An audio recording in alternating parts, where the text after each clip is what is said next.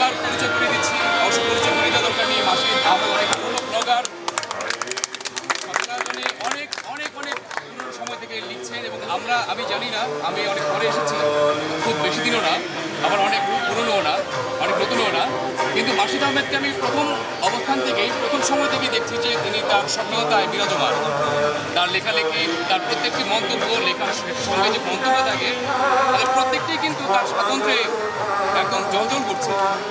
তো মাসিদ আহমেদের কবিতার সাথে ব্যক্তিগতভাবে আমার পরিচয় নেই, কিন্তু আমি জানি, সেই বিশ্বাস নিয়ে আমি তার বইটি কিনবো, যে সেই কবিতাগুলো আমার স্মৃতি এবং আমার স্বপ্নের সঙ্গে জড়িয়ে যাবে।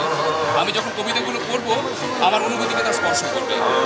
আমরা মাসিদ আহমেদ সম্পর্কে লুৎফর রহমান রিটনকে কিছু বলতে অনুরোধ করছি এবং এরপরে আমরা আরও একজনের প্রসঙ্গ থেকে হচ্ছেন কবি মাসিদ আহমেদের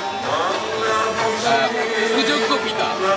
আচ্ছা আচ্ছা, খুব ভালো বলেছেন। খুবই মানে আমাদের গর্ব, একজন মানে কবি পিতা যাকে বলা যেতে পারে আর কি। আমরা তার কাছ থেকে বক্তব্য শুনবো, তার আগে আমরা রিটনের কাছ থেকে একটু শুনি। মাসিদকে আমি প্রথম দেখেছি গতকাল, কিন্তু মাসিদের কথা আমি জানি বহুকাল ধরে।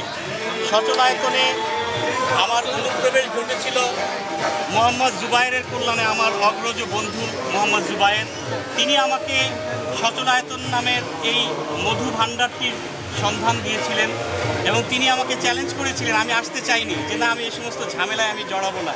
তিনি বলেছিলেন, একবার এসে দেখেন, আপনি আর যেতে চাইবেন না। এখানে যে কি সমস্ত দীপ্তিময়, মেধাদীপ্ত তরুণ তরুণীরা লেখালেখি করছে, আপনি মুগ্ধ হয়ে যাবেন। এবং সত্যি সত্যি আমি মুগ্ধ হয়ে গেছি। এবং যারা আমার মুগ্ধতা কেড়েছে তাদের মধ্যে মাসিদ ছিল একজন। কারণ মাসিদ খুব চমৎকার মন্তব্য করত এবং আমি বিস্মিত হয়ে লক্ষ্য করতাম তার মন্তব্যগুলো হতো ছড়ায় ছড়ায়।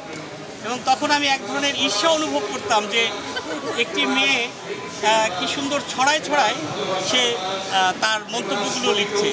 তারপর ধীরে ধীরে তার মেধার বিকাশ ঘটেছে, আমি দেখেছি। নানাভাবে তার বিষয়ে আমি অবগত হয়েছি এবং তার বিষয়ে আমি আকৃষ্ট হয়েছি এবং তার দীপ্তিতে আমি উদ্ভাসিত হয়েছি। মাসিদ ছড়া লেখে, এটা